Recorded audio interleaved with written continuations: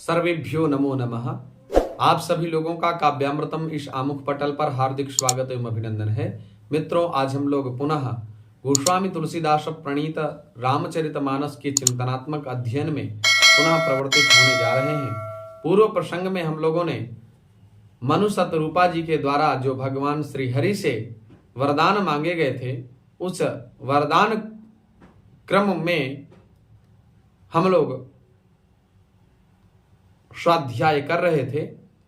भगवती शतरूपा जी ने कहा था, सोई सुख सोई गति सोई भगति सोई निज चरण सनेहु, सोई विवेक सोई रहनि प्रभु हम ही कृपा करि देहु। हे प्रभु, वही सुख, वही गति, वही भक्ति, वही अपने चरणों के प्रति प्रेम, वही ज्ञान और वही रहन सहन कृपा करके मुझे प्रदान करिए जो योगी जन प्राप्त करते हैं। सुनि मृदु गूढ़ रुचिर बर रचना, कृपा सिंधु बोले मृदु बचना।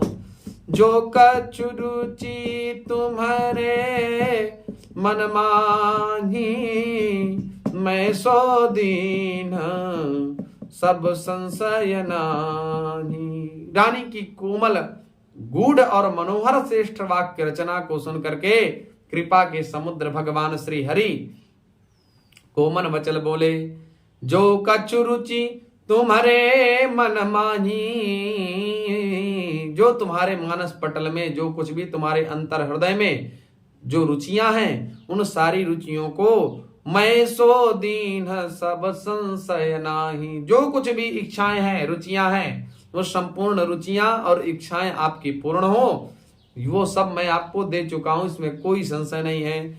मातु विवेक अलौकिक तोरे, कबहु न मिटी अनुग्रह मोरे। बंदी चरण मनु कायमु बहोरी, अवर एक बिनती प्रभु मोरी। अवर एक विनती प्रभु मोरी। अर्थात माता जी के मन शतरूपा जी के विवेक को देख करके भगवान बोले, हे माता, आप में अलौकिक विवेक है, कबहु न मिटी अनुग्रह मोरे। और आपका ये जो अनुग्रह या विवेक है, वह विवेक हमारे अनुग्रह से कभी मिटेगा नहीं। बंदी चरण मनु कायमु बहोरी। चरणों की वंदना करते हुए मनु जी ने कहा, अवर एक विनती प्रभु मोरी। हे प्रभु, मेरी एक विनती और है। सुत विषयिक तव पदरति हो, मोहि बड़ मूढ़ कहे किन को। मनि बिनु फनि जिमी जल बिनु मीना, मम जीवन तिम तुम ही अधीना। मम जीवन तिमि तुम ही अधीना। श्रुत विषयिक तव पदरति हो। अर्थात आपके चरणों में मेरी वैसी ही प्रीति हो जैसे पुत्र के लिए पिता की होती है। चाहे मुझे कोई भी बड़ा भारी मूर्ख ही क्यों ना कहे। जैसे मणि के बिना सांप और जल के बिना मछली नहीं रह सकती, वैसे ही मेरा जीवन आपके अधीन रहे, आपके बिना मैं ना रह सकूं। असबर मांगी चरण गही रहू, एवमस्तु करुणा निधि कहेऊ। अब तुम मम अनुशासन मानी, अब तुम मम अनुशासन मानी। बसहु जाई सुरपति राजधानी। ऐसा वर मांगकर राजा भगवान के चरण पकड़ लिए। तब दया के निधान भगवान ने कहा, ऐसा ही हो, अब तुम मेरी आज्ञा मान करके देवराज इंद्र की राजधानी अमरावती में जाकर के वास करो। ताह करी भोग विशाल, तात गए कछु काल पुनि, होई हूँ अवध भुआल, तब मैं होब तुम्हार सुता। हे तात, वहां स्वर्ग के बहुत से भोगों को भोगने के उपरांत कुछ काल बीत जाने पर आप अयोध्या के राजा होंगे, तब मैं आपका पुत्र बन करके आऊंगा। इच्छामय नर वेश समारे, हुई हम प्रगट निकेत तुम्हारे, अंसन सहित देह धरिता, करी हम चरित भगत सुखदाता। इच्छा निर्मित मनुष्य रूप सजकर मैं तुम्हारे घर में प्रकट होऊंगा। हे तात, मैं अपने अंशों सहित देह धारण करके भक्तों को सुख देने वाले चरित्रों को करूंगा। जे सुनि सादर नर बड़ भागी, भवतरि हई ममता मद त्यागी, आदि शक्ति जही जग उपजाया, सो अवतरी मोरी यह माया। जिन चरित्रों को बड़े भाग्यशाली मनुष्य आदर सहित सुन करके ममता और मद का परित्याग करके भवसागर से तर जाते हैं, आदि शक्ति यह मेरी स्वरूप भूता माया भी, जिसने जगत को उत्पन्न किया है, वह भी अवतार लेगी मेरे साथ। पुरवबु मैं अभिलाष तुम्हारा, सत्य सत्यपन सत्य हमारा, पुनि पुनि अस कहीं कृपा निधाना, अंतरधान भय भगवाना, पुरबु मैं अभिलाष तुम्हारा, सत्य सत्यपन सत्य हमारा। इस प्रकार मैं तुम्हारी अभिलाषा पूर्ण करूंगा। मेरा प्रण सत्य है, सत्य है, सत्य है, ऐसा बार बार सत्य है कह करके भगवान करुणा निधान बार बार कहने के उपरांत वहां से अंतर्धान हो गए। दंपति उर धरी भगत कृपाला, तही आश्रम निवसे कछु काला, समय पाई तनु तजियन यासा, जाई कीन अमरावती वासा। वे स्त्री पुरुष राजा रानी महाराज मनु और शत्रुपा जी भक्तों पर कृपा करने वाले भगवान को हृदय में धारण करके कुछ काल तक उसी आश्रम में रहे जहां पर तपस्या कर रहे थे। फिर उन्होंने समय पा करके सहज ही बिना किसी कष्ट के शरीर छोड़ करके अमरावती इंद्र की पुरी में जाकर के निवास किया। यह इतिहास पुनीत अति उमहि कही ब्रशके, तो भरद्वाज सुनु अपर पुनि, राम जन्म कर हे। तो यह इतिहास पुनीत अति, यह अत्यंत पवित्र इतिहास है।